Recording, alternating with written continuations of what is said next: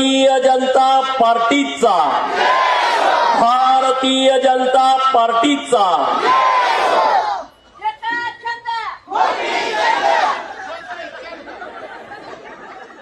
आज नगर परिषद जत निवडणुकीच्या निमित्तानं जत शहरातील मायबाप जनतेशी बोलावं, त्यांच्याशी चर्चा करावी, त्यांना विनंती करावी, या निमित्तानं आज या कार्यक्रमाचं आयोजन केलेलं आहे। या कार्यक्रमाच्या निमित्तानं नगराध्यक्ष पदाचे उमेदवार ज्यांनी आता आपल्याशी सविस्तर चर्चा केली ते भारतीय जनता पार्टीचे नेते आदरणीय डॉक्टर रवींद्र अरळी साहेब, ज्यांनी खरंच मनाचा मोठेपणा केला। मागच्या वेळेस बन्नेनवार विरुद्ध अरळी अशी निवडणूक झाली होती, परंतु बन्नेनवार साहेबांनी ठरवला की विकासाच्या सोबत भारतीय जनता पार्टीच्या सोबत जायचं आणि डॉक्टर अरळी साहेबांना नगराध्यक्ष बनवायचं, असे माननीय अशोक बन्नेनवार साहेब व्यासपीठावरती आहेत। माझे मित्र जिल्हा परिषदचे उपाध्यक्ष, 3 वेळा झेडपीचे मेंबर, 17 ते 22 ते आणि त्यांच्या सौभाग्यवती 2 जण झेडपीचे मेंबर असे माननीय शिवाजीराव उर्फ पप्पू डोंगरे साहेब, व्यासपीठावरती उपस्थित जिल्हा परिषदचे माजी सदस्य माननीय सुनील भैया पवार, ज्येष्ठ भाजपाचे नेते माजी जिल्हा परिषदचे सदस्य माननीय अप्पासाहेब नामत काका, तिसरे माजी जिल्हा परिषदचे सदस्य माननीय सरदार पाटील, या शहराचे तरुण तडफदार युवा नेते माझे जीवाभावाचे मित्र माननीय परशुभैया मोरे, माननीय अतुल मोरे, माननीय किरण मामा, व्यासपीठावरती उपस्थित माननीय संजय अण्णा तेली, डॉक्टर अरळी मॅडम, महिला मोर्चाच्या अध्यक्षा माननीय गाडगेताई आणि प्रभाग क्रमांक 1 चे उमेदवार माननीय साळेसाहेब, माननीय आपल्या काकू जाधव काकू, कैकाडी समाजाची 2 घरं 1 नंबर वार्डात आहेत। आम्ही त्यांना न्याय देण्याचा एक प्रयत्न केलेला आहे आणि काकूंसाठी, काकू जरा उभा राहा, काकूंसाठी जोरदार टाळ्या वाजवा। आमचा उमेदवार सामान्य आहे, आमचा उमेदवार गरीब आहे, पण आमचा उमेदवार प्रामाणिक आहे, शहरासाठी काम करू शकणार आहे। प्रभाग क्रमांक 2 मध्ये आमच्या डॉक्टर तंगडी मॅडम आणि प्रमोद हिरवे, प्रभाग क्रमांक 3 मध्ये गौतम आयवळे, पट्टण शेट्टी मॅडम, प्रभाग क्रमांक 4 मध्ये सुभाष कांबळे, हेमलता चव्हाण, प्रभाग क्रमांक 5 मध्ये प्रणितीताई यादव आणि आमचे निलेश मणगार आपल्या खटावकर वकिलांचे भाचे आहेत। प्रभाग क्रमांक 6 मध्ये माझे सहकारी मित्र डॉक्टर वैभव ताड यांचे मोठे बंधू माननीय विक्रमदादा ताड, त्यांच्यासोबत सोनुलेताई ज्या 6 नंबर मधून निवडणूक लढवत आहेत। प्रभाग क्रमांक 7 मध्ये डॉक्टर प्रवीण वाघमोडे, मागच्या वेळेस ते निवडणुकीमध्ये हरलेत, आता ज्यांना निवडून द्यायचं आहे त्यांच्यासोबत बाबर मॅडम या प्रभाग क्रमांक 7 मधून उभे आहेत। प्रभाग क्रमांक 8 मध्ये रवींद्र महानवर आणि शारदाताई कुंभार, प्रभाग क्रमांक 9 मध्ये माननीय संतोष मोठे आणि स्वामी, हे प्रभाग क्रमांक स्वामी मॅडम हे प्रभाग क्रमांक 9 चे उमेदवार आहेत। प्रभाग क्रमांक 10 मध्ये एकदम तरुण तडफदार युवा नेता निवडणूक लढवतोय माननीय पवन कुंभार आणि त्यांच्यासोबत बाबरताई, 2 जण आहेत। आणि प्रभाग क्रमांक 11 मध्ये 3 उमेदवार आहेत, एक मिथुन भिसे आहेत, दुसरे कोळीताई आहेत आणि परत एक स्वामीताई, म्हणजे त्यांना कॉमन नाव आहेत। तर असे आमचे 23 उमेदवार आणि डॉक्टर अरळी साहेब हे कॅप्टन आहेत आमच्या टीमचे, बरोबर की नाही? आणि डॉक्टर साहेबांसारखा एकदम हसतमुख चेहरा, काय काय लोकांच्या तोंडावरती 7 असर असते, लोक म्हणले दारात आले का रे नको, बरोबर की नाही? कुंचळकर साहेब आहेत, लक्ष्मीपुत्र पुढे बसलेले आहेत, सुभाष गोबी आहेत, राजू यादव आहेत, जाधव सर आहेत, नारायण काका आहेत, गुड्डोडगी साहेब आहेत, तांबे साहेब आहेत, आमचे पत्रकार मित्र मदने साहेब आहेत, स्वामी साहेब आहेत, तेली मॅडम आहेत. आता बऱ्याच जणांची नावं माहित आहेत, पण चला आता बाकीच्यांची दिलगिरी व्यक्त करतो, नाहीतर तुला धावतो. सागर पाटील आहेत व्यासपीठावरती, नाहीतर आता नाव घेतलं नाही 10-20 मतच कट करतो, असं तेवढं कृपया करू नका, कारण वेळ खूप कमी आहे. तर जत शहरातील सर्व मायबाप जनतेला माझी नम्रतेची विनंती आहे. ही निवडणूक ऐतिहासिक निवडणूक आहे. दरवेळची निवडणूक आली, ह्याचे 4 आणा निवडून, त्याचे 4 आणा निवडून, ह्याचे 4 पाडा, त्याला दाखवतोच, ह्याचं बघतोच, अशी निवडणूक नाही आहे. जत शहरातल्या सुज्ञ मतदारांना मी अत्यंत जबाबदारीनं सांगतोय, जतच्या इतिहासातली ही अत्यंत महत्वाची निवडणूक आहे आणि पुढच्या 5 वर्षामध्ये अखंड शहराचा चेहरा मोहरा बदलणारी ही निवडणूक आहे. चेहरा मोहरा बदलणारी. तुम्ही म्हणायचं कारणच नाही, अरे आमच्या गल्लीत हे काम झालं नाही, आमच्या गल्लीत ते काम झालं नाही. मी जबाबदारीने बोलतोय, कारण 29ला मला परत तुमच्याकडे यायचं आहे. आता गंडवून काय कुठं जाऊ शकत नाही. म्हणजे मी काहीतरी बोलेन डॉक्टर साहेबांना नगराध्यक्ष करायसाठी आणि आमच्या 23 उमेदवारांसाठी आम्ही काहीतरी खोटं सांगू असं नाही. परवा मी प्रभाग क्रमांक 9 मध्ये मिटिंगला गेलो होतो. मला वाटतं ते ब्राह्मणपुरी आहे. तिथल्या लोकांनी आम्हाला तक्रार सांगितली की इथं विहीर आहे, गेले 20 वर्ष झालं कोणी मुजवतच नाही. थांबा म्हटलं, आम्ही काम करू म्हणलं, काळजी करू नका. आणि काल आम्ही विहीर ती मुजवून टाकली, सगळा प्रश्न तिथला मिटवून टाकला. आमच्या विरोध पार्टीतले मित्र सांगायला लागले ही विहीर आम्ही मुजवल्या, उद्या गोपीचंद पडळकर म्हणतील मुजवली, त्यांच्यावर लक्ष देऊ नका. आयला म्हटलं खरंच त्यांचं कौतुक केलं पाहिजे. अरे आम्ही एवढं काम करतोय तरी तुम्ही सांगायला आम्ही काम केलं तर ते ठमकावून सांगतायत रावसाहेब यादव साहेब हे आम्ही विहीर मुजवली म्हणून. अरे काय प्रकार आहे हा. म्हणजे एक साधं उदाहरण सांगितलं मी. शहरामध्ये अनेक कामं करायची आहेत. देशामध्ये नरेंद्र मोदी साहेबांचं सरकार आहे. नरेंद्र मोदी साहेबांसारखं एक रत्न देशाला मिळाला आहे, एक विकास पुरुष देशाला मिळाला आहे. जो माणूस गुजरातचा 12 वर्ष मुख्यमंत्री होता आणि 2014 नंतर आता सलग ते 3ऱ्यांदा पंतप्रधान पदावरती बसलेले आहेत. 1 रुपयाच्या भ्रष्टाचाराचा डाग माझ्या नेत्यावरती नाही. पेपरमध्ये बातमी छापून आलेली नाही, टीव्हीवरती आलं नाही, किंवा एवढे विरोधक खालच्या पातळीवरती जाऊन भाजपवरती टीका करतायत, नरेंद्र मोदी साहेबांवरती टीका करतायत, परंतु 1 रुपयाच्या भ्रष्टाचाराचा आरोप ना त्यांना नरेंद्र मोदी साहेबांच्या वरती करता आला किंवा त्यांच्या कॅबिनेटमध्ये जेवढे मंत्री आहेत त्यातल्या एकाही मंत्र्यावरती करता आला. असं नेतृत्व आपल्याला मिळालंय मित्रांनो. याचा सार्थ अभिमान आहे माझ्यासारख्या कार्यकर्त्याला आणि आपल्या सर्वांना आहे.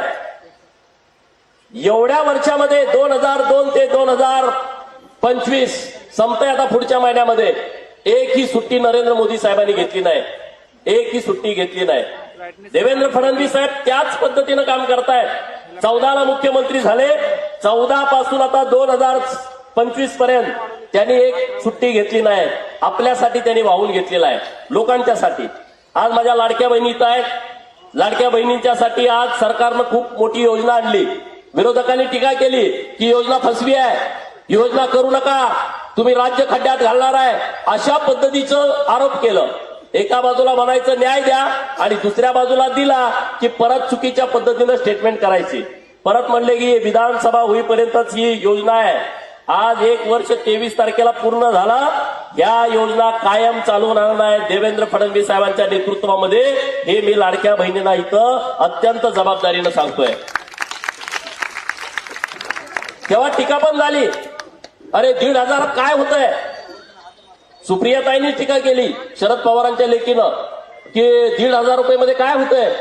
मग मी सभागृहामध्ये सांगितलं होतं की लाडकी बहीण योजना ही मुंबईमध्ये ताज हॉटेलला बसून 1,500 रुपयाची कॉफी पिणाऱ्यांच्यासाठी नाही आहे. लाडकी बहीण योजना मुंबईमध्ये नरिमन पॉइंटला समुद्राच्या किनारी असणाऱ्या ट्रायडंट हॉटेलमध्ये 1,000 रुपयाचा चहा पिणाऱ्यासाठी नाही आहे.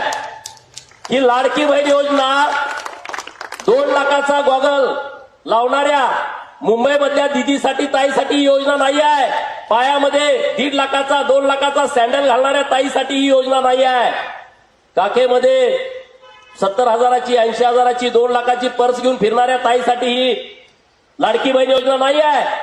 लाडकी बहीण योजना त्या माझ्या बहिणीसाठी आहे की जी बहीण 8 दिवस तापानं फणफणते आहे, तिला कणकणी आली आहे, परंतु 50 रुपये तिच्या जवळ नाहीत म्हणून ती दवाखान्यात इंजेक्शन घ्यायला जात नाही. त्या बहिणीसाठी ही लाडकी बहीण योजना आहे. लाडकी बहीण योजना त्या माझ्या बहिणीसाठी आहे की जेव्हा ती घरामध्ये असते आणि शाळा सुटल्यानंतर पोरग पळत पळत पळत पळत येत आहे आणि आईला म्हणतोय आई आई आई आई मला 10 रुपये दे, मला आईस्क्रीम खायचं आहे, तेव्हा तिच्या पर्समध्ये 10 रुपये नसतात. तिचे डोळे पाणावतात, तिच्या डोळ्यातून अश्रू येतात की मी माझ्या पोराला 10 रुपये देऊ शकत नाही. त्या बहिणीसाठी ही लाडकी बहीण योजना आहे की आता शाळेतनं पोरग आल्यानंतर 10 काय 20 घे. ही सन्मानाची योजना आहे. ही सन्मानाची योजना आहे. ही मदत नाही आहे. ही स्वाभिमानाची योजना आहे. नवऱ्यापुढे हात पसरायची गरज नाही. 1,500 रुपये साठवून मी बघितलं की आता माहेरकडे जाऊन आईला साड्या घेतलेत, लाडक्या बहिणींनी घेतलेत का नाही तुम्ही विचारा. भावाला सुद्धा एक ड्रेस घेतलाय, वहिनीला एक ड्रेस घेतलाय. हे लाडकी बहीण ही सन्मानाची आणि स्वाभिमान जागृत करणारी योजना आपल्या राज्य सरकारनं माझ्या लाडक्या बहिणींसाठी आणलेली आहे. म्हणून देवेंद्र फडणवीस साहेबांच्यासाठी जोरदार टाळ्या आपण वाजवाव्यात, जोरदार. आणि योजना कंटिन्यू चालू राहणार आहे. आज आपल्या तालुक्याची परिस्थिती काय आहे? आज मी तुमच्याशी बोलत असताना 65 गावामध्ये पिण्याचं आणि शेतीचं पाणी नाही. आता नशिबाला पाऊस पडला, निसर्गाची पण मला साथ आहे. बघा एवढा पाऊस पडला टँकरची गरजच भासली नाही. उलट आम्हाला सरकारकडे विनंती करावी लागली, अरे ओला दुष्काळ जाहीर करा, एवढा पाऊस जतला पडलाय, एवढा पाऊस पडलाय जतला. 3 सर्कलमध्ये 65 मिलीमीटर पेक्षा जास्त पाऊस पडला होता. राज्याच्या मुख्यमंत्री महोदयांना भेटलो आणि त्यांना विनंती केली, साहेब जास्त पाऊस पडल्यानंतर आपलं सरकार मदत देत आहे, पण सर्व सर्कलमध्ये 65 मिलीमीटर पाऊस पडला नाही, परंतु 65 मिलीमीटर पाऊस जिथं पडलाय त्याच्यापेक्षा जास्तीचं नुकसान इतर सर्कलमध्ये झालंय. सरसकट सगळ्या शेतकऱ्यांना तुम्ही मदत करा. मुख्यमंत्री महोदयांनी निर्णय केला की ज्या शेतकऱ्यांचं नुकसान झालंय त्यांना सरसकट मदत करायची. हे आपलं सरकार आहे. आता ज्या 65 गावामध्ये पाणी नाही त्या लोकांना मी शब्द देतोय, 2026च्या डिसेंबरमध्ये आणि जास्तीत जास्त उशिरा 2027च्या जूनमध्ये जत तालुका संपूर्ण दुष्काळमुक्त होणार. प्रत्येक शेतकऱ्याच्या बांधावरती पाणी जाणार, प्रत्येक शेतकऱ्याच्या बांधावरती. हे कुणी केलंय? गोपीचंद पडळकर नाही. हे कुणी केलंय? हे देवेंद्र फडणवीस नावाच्या भल्या माणसानं दुष्काळी तालुक्यांचं पुण्य बांधून घेतलंय. मित्रांनो, या काँग्रेसवाल्यांना पण मला सांगायचं आहे, हे नुसत्या जतचा विषय मिटवला नाही आहे. जत आहे, कवटेमंकाळ आहे, आटपाडी आहे, खानापूर आहे, सांगोला आहे, मंगळवेढा आहे, माळशिरसचा दक्षिणेकडचा भाग आहे, मान आहे, खटाव आहे, फलटण आहे, कोरेगाव आहे. आपल्या पश्चिम महाराष्ट्रातला आणि सांगली जिल्ह्यातला पलीकडचा शिराळा तालुका आहे जो डोंगर भागामध्ये येतो. या सगळ्या लोकांना हजारो कोटी रुपयाचा निधी माननीय देवेंद्र फडणवीस साहेबांनी दिलाय. जत शहरासाठी काय दिलं? जत शहरासाठी पिण्याच्या पाण्याची योजना दिली. आज 8 दिवस पाणी येत नाही. फक्त पुढचे 4 महिने वेळ तुम्ही आम्हाला द्या, तुम्हाला 24 तास स्वच्छ पाणी घराघरात देण्याची व्यवस्था माननीय डॉक्टर आळली साहेबांच्या नेतृत्वामध्ये आम्ही करतोय. आज त्या बहिणींना माहित आहे पाणी भरायचं काय त्रास होतो. मी काल बैठकीला गेलो होतो, त्या बहिणी म्हणल्या आम्ही लग्नाला जात नाही, ज्या दिवशी पाणी यायचं आहे लग्नाला गेलं आणि पाणी आलं तर करणार काय, परत 8 दिवस पाणी येत नाही. एखादा पाहुण्याचं मयत झालं आणि तिकडं पाहुण्याचं माती आहे आणि इकडं पाणी येण्याचं टायमिंग आहे, ती भगिनी मातीला जाऊ शकत नाही. ती म्हणते जर आज पाणी आलं नाही तर 8 दिवसात आमची परिस्थिती काय होईल. बरं, ज्या लोकांच्याकडे घर आहेत, ज्या लोकांच्याकडे पाणी साठवायची व्यवस्था आहे त्यांचं एक वेळ ठीक आहे हो, परंतु उमराणी रोडला माझी बहीण ज्या 10 बाय 10च्या पत्र्याच्या खोलीमध्ये राहते आहे एकता नगर मधली माझी बहीण त्या 10 बाय 10च्या खोलीमध्ये राहते आहे. तिकडं रस्त्यावरती माझा घिसाडी समाज निगडी रोडला 12-13 घरं रस्त्यावरती राहत आहेत. इंदिरानगर मधली लोक, त्यांच्याकडे कुठं आहे पाणी साठवून ठेवायची व्यवस्था? 8-8 दिवस ते कसं करत असतील? ना त्यांच्याकडे हौद आहे, ना त्यांच्याकडे पाण्याची टाकी आहे, ना त्यांच्याकडे 2-4 बॅरेल आहेत, नाही आहे. 2 कळशे आहेत, एखादा पीप आहे, पाणी ठेवू शकत नाहीत. त्या सर्वांची काळजी भारतीय जनता पार्टीने घेतलेली आहे आणि त्या आता पाईपलाईनचं काम 70% पूर्ण झालंय. आम्ही जे बोलतो ते करतो आणि जे करता येत नाही ते आम्ही अजिबात बोलत नाही, आणि म्हणून या शहरासाठी आम्हाला काहीतरी करायचं आहे. सगळ्या पार्टीतल्या तरुण मित्रांना आवाहन करतोय, तुम्हाला जर जत तुम्हाला जर बघायचं असेल, जतचा संपूर्ण कायापालट जर तुम्हाला बघायचं असेल, पायाभूत सुविधांनी युक्त जत शहर बघायचं असेल, तर तुम्ही आमच्या सोबत या. आणि जर त्यांच्याकडे व्हिजन असेल, बिनधास्त त्यांच्या सोबत जावा. समोरच्या पार्टीकडे कुठलंही व्हिजन नाही आहे, ते काही करू शकत नाही. अरे 10 लाख रुपयाचं ते गटार करू शकत नाही, शहराचं ते काय कल्याण करणार आहेत? हा विचार तुम्ही सगळ्या लोकांनी घ्यावा. अरे जी दादागिरीची भाषा बोलतायत. आमचा जवळचा मित्र पोरगा आहे, पुढे उभा राहिलाय, सागर पडळकर, वार्ड नंबर 2 मध्ये इच्छुक होता. त्याला म्हणे सकाळी कुणीतरी धमकी दिली, तुझं बघतो, तुझं करतो, मार्केटमध्ये तुझा 1 नंबरला गाळा आहे. अरे मार्केट कमिटीच्या जोरावरती दादागिरी करणाऱ्यांना मला सांगायचं आहे, 2 तारखेनंतर 15 दिवसाच्या आतमध्ये तुमचं दुकान बंद करतोय आणि जतची मार्केट कमिटी वेगळी करतोय. आम्हाला धमक्या द्यायच्या भानगडीत जाऊ नका कुणी. हे जतची मार्केट कमिटीमध्ये जो भ्रष्टाचार सुरू आहे ना, अरे त्याची फाईल आता पूर्ण पुटअप झालेली आहे.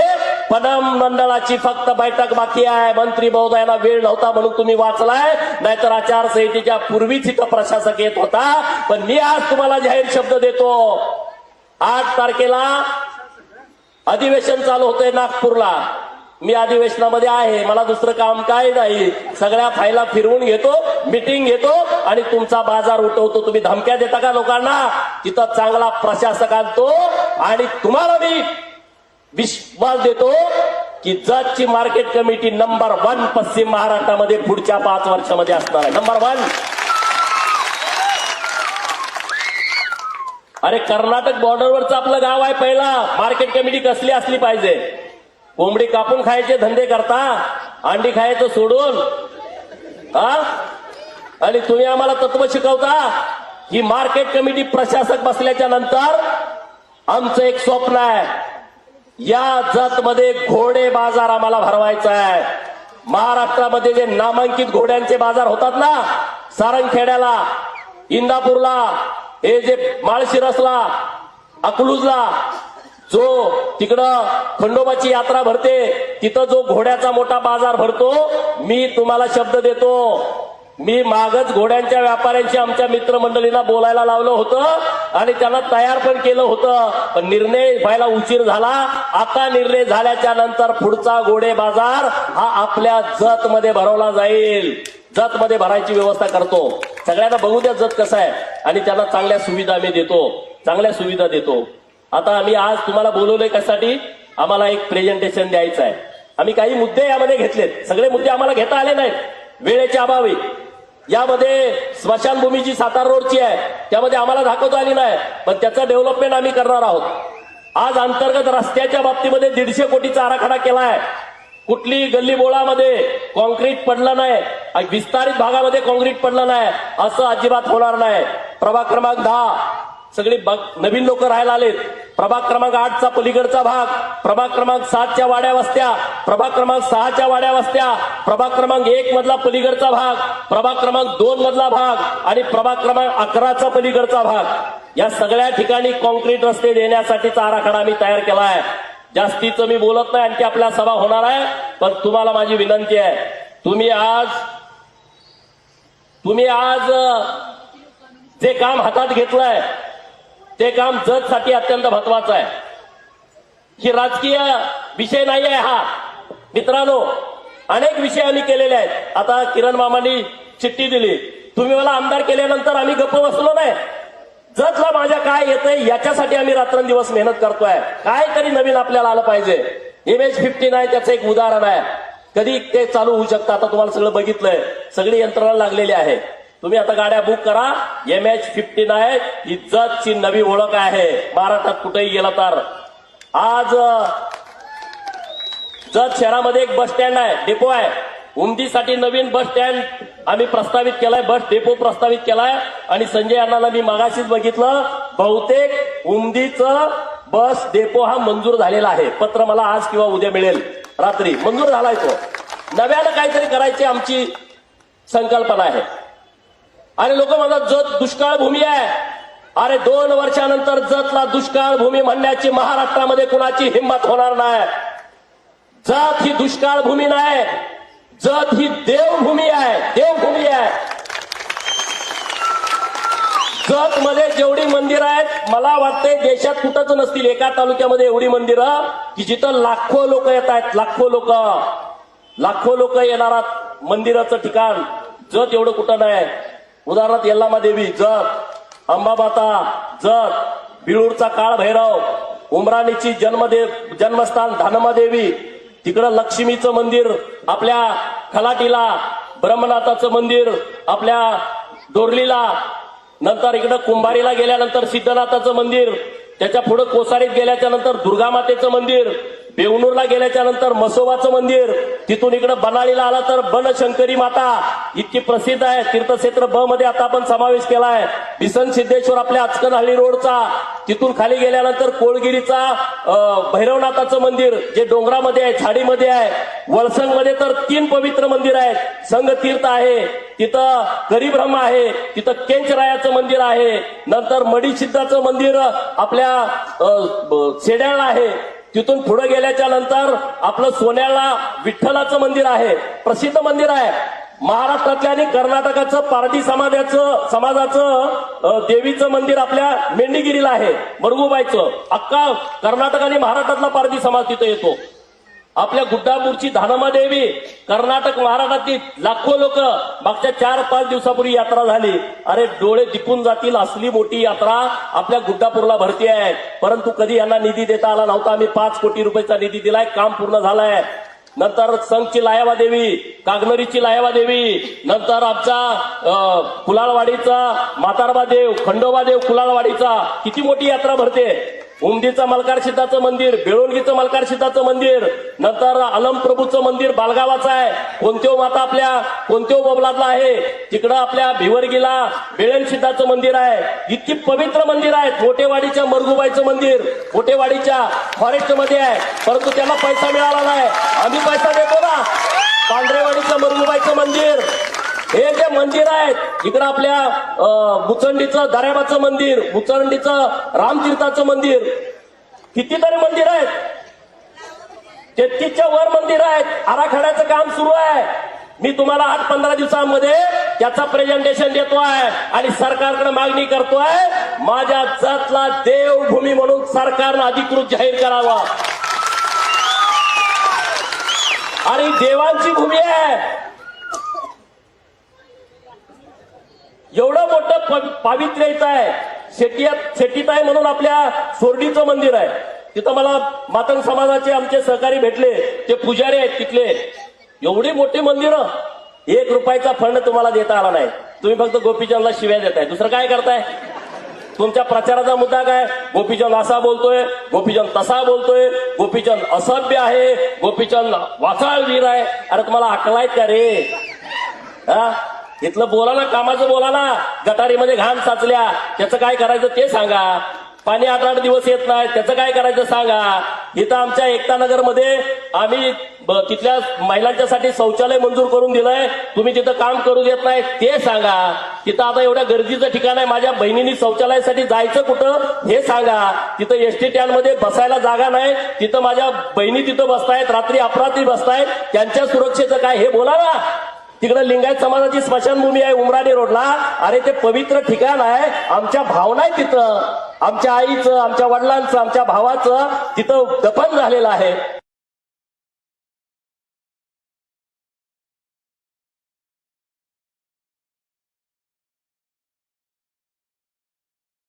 ती काय परिस्थिती आहे त्याच्यावरती काम करण्यासाठी आता त्यांनी ठरवलंय. मॅडमची त्यांनी लेखी परवानगी घेतलेली आहे, काही काळजी करू नका तुम्ही. मॅडम बेंगलोरला होत्या म्हणून बरं डॉक्टर तयार झालं. डॉक्टरांना म्हटलं मॅडम बेंगलोरला आहे तोपर्यंत तुम्ही कौल द्या, नाहीतर मॅडम एकदम राजकारणावरती रागात आहेत. कारण मागच्या वेळेस त्यांना अनुभव आलेला आहे, विधानसभेचा अनुभव आलेला आहे. आणि त्यामुळे एक चांगला माणूस, अरे वेल एज्युकेटेड माणूस आहे ना. एमबीबीएस एमडी अंकली गावातला एका सामान्य कुटुंबातला पोरगा मेरिटवरती एमबीबीएसला जातो, एमडी होतो, या आपल्या जतमध्ये प्रॅक्टिस करतो, एक मोठं नामांकित हॉस्पिटल चालवतो, PIMचं मेडिकल कॉलेज उभा करतो. अरे महाराष्ट्राच्या कानाकोपऱ्यातली पोरं जतला आली ना, त्याला काय माहित होतं जत कुठं आहे काय आहे. आज ती मुलं इथं शिकायला येत आहेत, नर्सिंगचं कॉलेज आहे. आज ते राजकारणामध्ये तुम्ही सगळ्यांनी त्या खुर्चीमध्ये बसवलं ना, एक नंबरचं काम ते आणि आमचे सगळे सहकारी करणार आहेत, सगळे सहकारी. काही चिंता करू नका. आणि 23च्या 23 उमेदवार निवडून येणार आहेत. आज 27 तारीख आहे, 28, 29, 30 आणि 1 4 दिवस आमच्याकडे बाकी आहेत. विरोधकांना माझं सांगणं आहे, तुम्हाला काय करायचं ते करा. आमचे 23च्या 23 उमेदवार या शहरातली जनता निवडून आणणार आहे, त्यांना माहित आहे. बरोबर की नाही? बरोबर ना? कमी जास्त मोठं बोलायला लागलं नाही ना? नाही मला तूच बोलायला लागला, तूच एकट्याचं मतदान कर असं नाही. मायबाप जनतेच्या पाठिंब्यावरती आम्ही. देवाभाऊंचा योगायोगानं फोन आला होता. डॉक्टर साहेबांच्या विषयी त्यांनी कसं भाष्य केलं बघा. अरे आपला माणूस माननीय मुख्यमंत्री महोदयांच्या जवळचा माणूस आहे. असा माणूस तुम्ही निवडून द्या ना. मला 50 कोटी दिले तर त्यांना 50 कोटी मी त्यांनाही परत पाठवू साहेबांच्याकडे. यंदा डॉक्टरना द्या की राहो. निधी आणायला माझा हात कुणी धरू नका. सगळ्या मंत्र्यांना विचारा. मी 10 वेळा त्यांच्या ऑफिसला जातो आणि माझ्या जजसाठी काहीतरी द्या असं त्यांना विनंती करतो, हात पाय धरतो त्यांचे. आता ही आपली गंधर्व नदी आहे. नदी आहे का ओढा आहे का नाला आहे कळते का हो?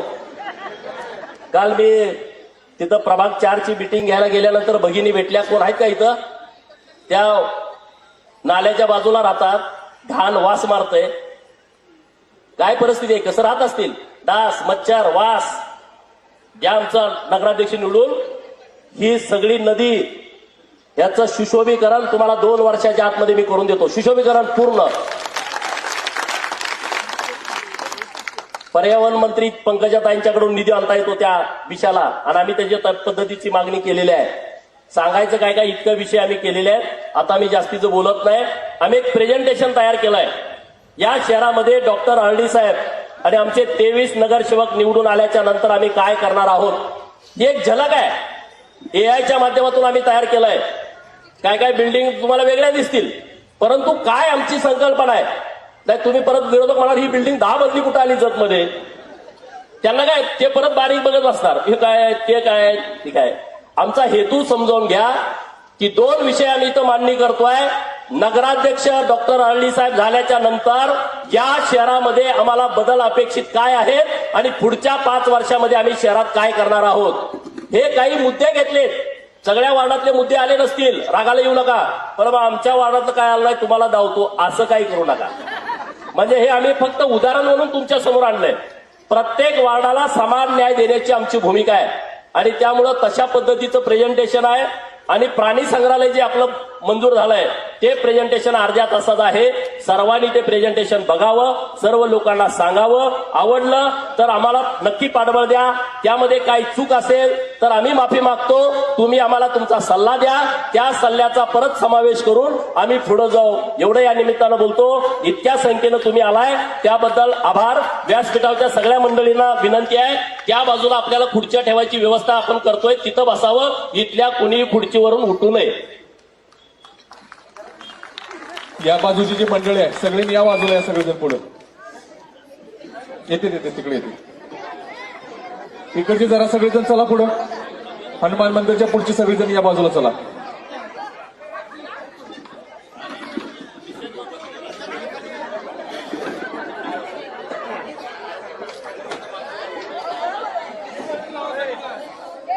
चला सगळेजण या बाजूला या.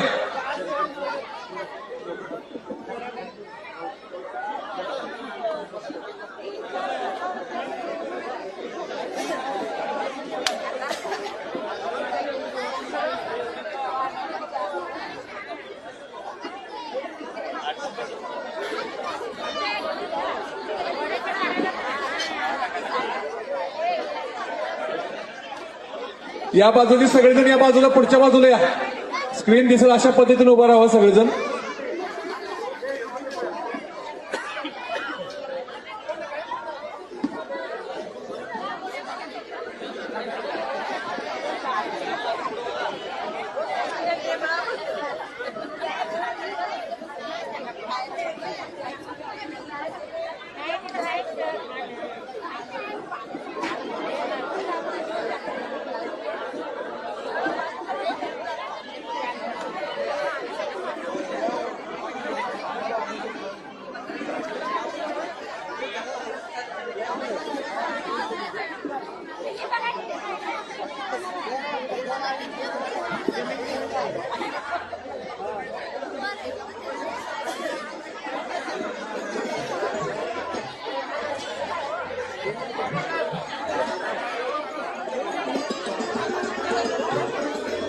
जरा उतरू घेत खाली सगळे. उतरल्यानंतर ह्या लाईटा बंद कर.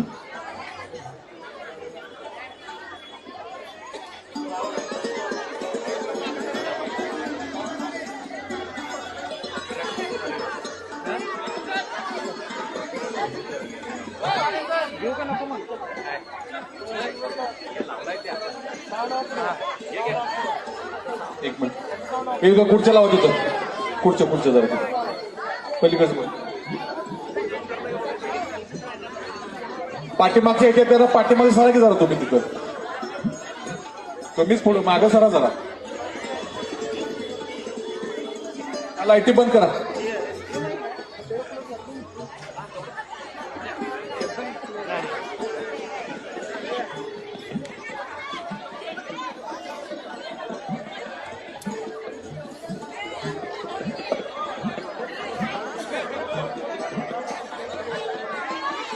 महाराज हाईटला गेले. एवढी हाईट माझ्यापेक्षा हाईट.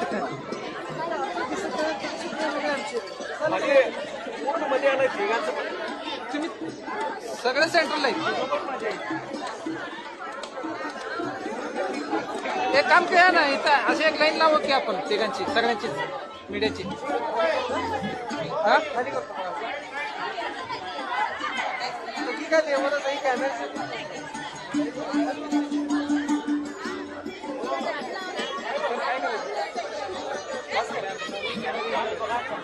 कॅमेरा येणार हो हे काय.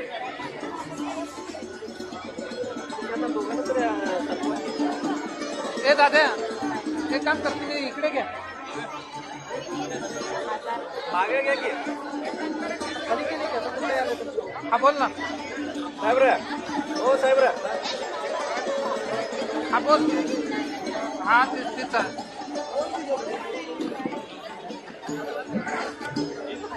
मागे घेत आहे सगळं मागे घेत आहे. एवढी साईड आहे. ठीक आहे हे दादा काम करा. इकडे इकडे इकडे इथं लाव. माझ्या जागेवर लाव.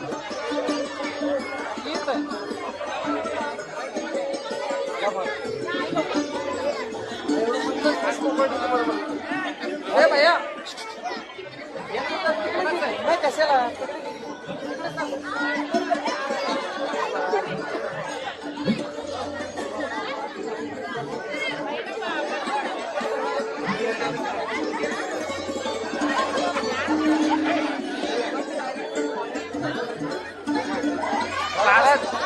बरोबर सीम कोण नाही आर्ली साहेबांचं बरोबर तिथं येतंय. हा पेस नाही. दादाला इथं घ्या थोडंसं मागे घ्या म्हणजे मला पण तेच भरपूर घडते.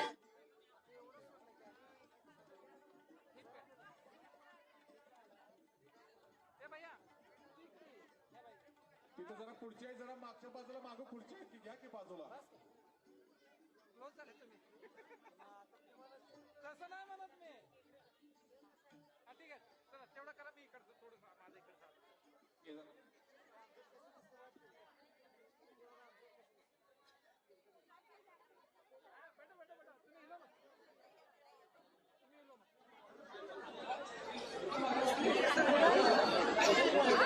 ए आश्रय बसायचं या.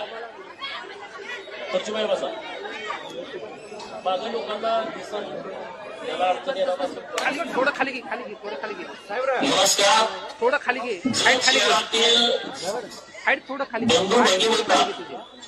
युवा मित्रांना, माय भावनींना, वडीलधारी मंडळींना माझा नमस्कार.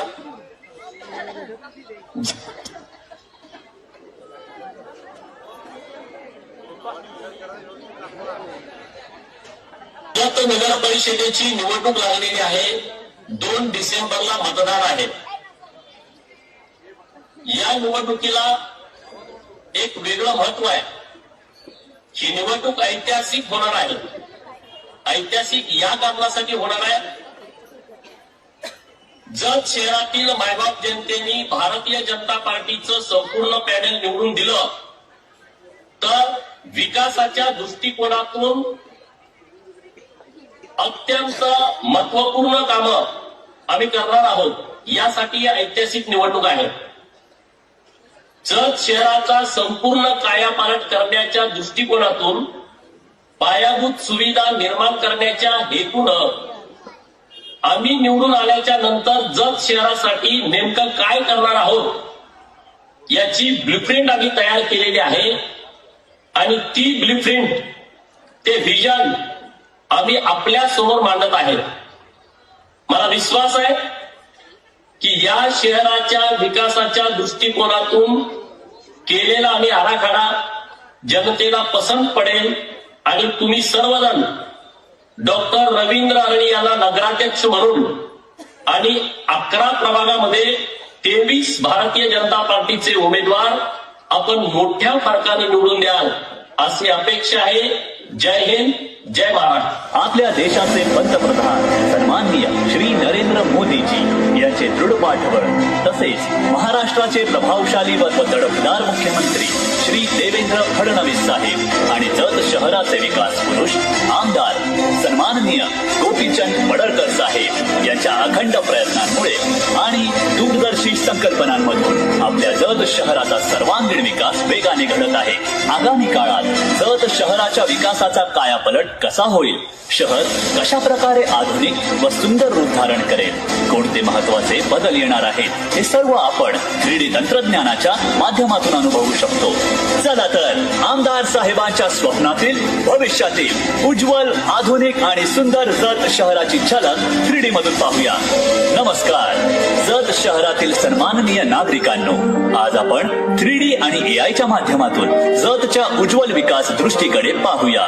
हा आहे सध्या जत शहराकडे येणारा मुख्य प्रवेशद्वाराचा रस्ता आणि आमदार पडळकर साहेब याच्या दूरदर्शी संकल्पनेतून अभिमानाने उभा राहणारा नवीन भविष्यातील आकर्षक प्रवेश मार्ग. भव्य, देखणी अशी कमान जत शहरात येणाऱ्या प्रत्येक मान्यवरांचे ताठ मानेने अभिमानाने स्वागत करणारी रुंद, सुंदर व आधुनिक सुविधांनी सजलेला रस्ता जतच्या प्रगतीचा नवा मानबिंदू ठरेल. जतच्या विकासाची ही नवी ओळख आधुनिकतेची, सौंदर्याची आणि अभिमानाची साक्ष आहे. यापुढे आपण पाहत आहात जत शहराचं सध्याचं बस स्टँड. आमदार पडळकर साहेबांच्या अथक प्रयत्नांमुळे आता आपल्या जत शहरामध्ये एक अत्याधुनिक नवीन बस स्टँड उभं राहणार आहे आणि आधुनिक सुविधांनी युक्त नवीन बस स्टँड मिळणार आहे. प्रवाशांसाठी आरामदायी प्रतीक्षागृहे, स्वच्छ पिण्याच्या पाण्याची व्यवस्था, उच्च दर्जाची लाइटिंग, सुबक रस्ते, आकर्षक परिसर अशा सर्व आधुनिक सोयीसह नवीन बस स्टँड आपल्या सेवेत लवकरच सज्ज होणार आहे. इथे उभं राहणार आहे सर्वात मोठं नमो गार्डन. नमो गार्डन मध्ये असेल रंगबेरंगी फुलाची मनमोहक झाडे, हिरवागार वॉकिंग ट्रॅक, मुलांसाठी मजेशीर खेळणी आणि साऱ्यांचे लक्ष वेधून घेणारी आकर्षक कारंजी. इथला प्रत्येक कोपरा आनंद देणारा असेल आणि इथे येणाऱ्या प्रत्येक चेहऱ्यावर हसू फुलवणारा. मित्रांनो, आज आपण ज्या खाली पडीत जागेकडे पाहत आहोत ती जागा लवकरच रूपांतरित होणार आहे आणि तेही आमदार साहेबांच्या दृढ प्रयत्नांमुळे इथे उभं राहणार आहे. भव्य आणि दिव्य राजमाता पुण्यश्लोक अहिल्यादेवी होळकर यांचे स्मारक, ज्यांच्या महान कार्याला आणि आदर्शाला वंदन करणारे स्मरणचिन्ह. याच ठिकाणी उभारले जाणार आहे एक सुंदर मनमोहक गार्डन जिथे असतील हिरवीगार झाडे, फुलांची सुगंधी शोभा, मुलांसाठी मजेशीर खेळणी आणि ज्येष्ठांना शांतपणे बसून विरंगुळा घ्यावा यासाठी आकर्षक बेंचेसही. ही जागा लवकरच आपल्या परिसराची शान वाढवणार आहे, सर्वांसाठी आनंदाचे केंद्र बनणार आहे. लवकरच इथे उभं राहणार आहे एक भव्य आणि सुंदर गार्डन, आपल्या परिसराची शोभा वाढवणारं हरित स्वप्न. या गार्डन मध्ये उभारलं जाणार आहे वीर शिवा काशेत यांच्या शौर्याची आठवण जिवंत ठेवणारं अत्यंत आकर्षक स्मारक, त्यांच्या अद्वितीय पराक्रमाला अभिवादन करणारे. ही जागा लवकरच वॉर्ड क्रमांक 8 ची नवी ओळख आणि नवा अभिमान बनणार आहे. मोरे कॉलनीतील ही जागा सध्या ज्या स्थितीत आहे ती आपण पाहू शकतो, परंतु आमदार साहेबांच्या प्रयत्नांमुळे ही जागा आता नव्या रूपात खुलणार आहे. येथे अतिशय सुंदर, आधुनिक आणि सर्व सुविधांनी परिपूर्ण बसवराज गार्डन उभारलं जाणार आहे. विद्यानगर मध्ये असलेली ही जागा आता नव्या रूपात उजळून निघणार आहे. येथे लवकरच एक सुंदर, आधुनिक आणि मन मोहून टाकणारं विद्यानगर गार्डन उभारलं जाणार आहे. झाडांनी सजलेली हिरवीगार परिसर रचना, रंगीबेरंगी फुलांची शान, मुलांसाठी खेळणी आणि निवांत बसण्यासाठी आरामदायी बेंचेस. हे उद्यान नागरिकांसाठी एक आकर्षण ठरणार आहे. महात्मा बसवेश्वर चौकाचे सध्याचे रूप आपण पाहू शकतो, मात्र लवकरच या चौकाचे चित्रच बदलणार आहे. येथे महात्मा बसवेश्वर यांचे भव्य, पावन आणि आकर्षक असे स्मारक उभारले जाणार आहे. असे स्मारक उभारले जाणार असून संपूर्ण चौकाची नव्याने सुंदरपणे सुशोभीकरणाची कामे होणार आहेत. या चौकातील रस्तेही अधिक प्रशस्त आणि आकर्षक स्वरूपात उजळून दिसतील. मित्रांनो, आता पाहूया लक्ष्मीनगर परिसर. सध्या ज्या खाली मोकळ्या जागेची अवस्था आपण पाहत आहोत त्या ठिकाणी लवकरच एक भव्य आणि सुंदर लक्ष्मी गार्डन उभारण्यात येणार आहे. मुलांसाठी आकर्षक खेळणी, हिरवीगार झाडे व रंगीत फुलांची शोभा, व्यायामासाठी आवश्यक साधन सामग्री आणि निवांत बसण्यासाठी आरामदायी बेंचेस, या सर्व सुविधांनी सजलेलं हे उद्यान लक्ष्मीनगरची ओळख अधिक उजळून टाकणार आहे. सध्या महात्मा गांधी चौकाची आपण पाहत असलेली अवस्था लवकरच पूर्णपणे बदलणार आहे. या ठिकाणी महात्मा गांधीजींचे भव्य, अभ्यासपूर्ण आणि आकर्षक स्मारक उभारले जाणार आहे. यासोबतच लगतच्या रस्त्यांचेही सुशोभीकरण करण्यात येऊन संपूर्ण परिसर अधिक सुंदर, स्वच्छ आणि मनमोहक रूपात उजळून दिसणार आहे. जत शहरातील सन्माननीय नागरिकांनो, ही आहे सध्याची नगर परिषदेची इमारत. मात्र आमदार पडळकर साहेबांच्या अथक आणि दूरदर्शी प्रयत्नांमुळे जत शहरात भव्य, आधुनिक आणि सर्व सुविधांनी युक्त अशा नव्या परिषदेची इमारत उभारली जाणार आहे. या नवीन इमारतीमध्ये सर्व विभाग एकाच ठिकाणी सुव्यवस्थितपणे कार्यरत राहतील. शासकीय अधिकारी आपली कामे अधिक प्रभावीपणे पार पाडतील आणि नागरिकांची ही कामे वेळेत, सुरळीत आणि सुलभ पद्धतीने पूर्ण होतील. यानंतर छाया चौकाजवळ असलेला जुना पूल, या पुलाखाली आता स्वतंत्र, सुबक आणि स्वच्छ असे मटण व चिकन मार्केट उभारले जाणार आहे. त्यामुळे मटण विक्रेत्यांना योग्य जागा उपलब्ध होईल आणि रोजचे व्यवहार अधिक सोयीस्कर होतील आणि कोणत्याही प्रकारची अडचण न येता कामे सुरळीत पार पडतील. चिंगी बाबा मंदिराच्या समोर लोकमान्य टिळक यांचे सुंदर, भव्य आणि प्रेरणादायी स्मारक उभारले जाणार आहे. यासोबतच लगतच्या रस्त्यांचेही मनोहारी सुशोभीकरण करण्यात येईल. छाया चौकात रस्त्यांचे सुंदर सुशोभीकरण करण्यात येऊन येथे आकर्षक आणि दिमाखदार कोळी स्मारक उभारले जाणार आहे. यासोबतच लगतच्या नागरिकांसाठी खास असा खाऊ कट्टा सुद्धा तयार होणार आहे. मित्रांनो, आपल्या जत शहरात महाराष्ट्राचे आराध्य दैवत छत्रपती शिवाजी महाराज यांचे जे भव्य आणि आकर्षक स्मारक उभे आहे ते आपल्या शहराची शान आहे. आता या स्मारकाच्या आजूबाजूच्या रस्त्यांचे अत्यंत सुंदर आणि आधुनिक सुशोभीकरण करण्यात येणार आहे. परिसरात मनोहारी लाईट्स, हिरवाई वाढवण्यासाठी झाडे आणि आकर्षक सजावटीच्या व्यवस्था करण्यात येते. या बदलांमुळे महाराजांचे स्मारक अजून भव्य, दिव्य आणि दृष्टीसुखद दिसून येईल.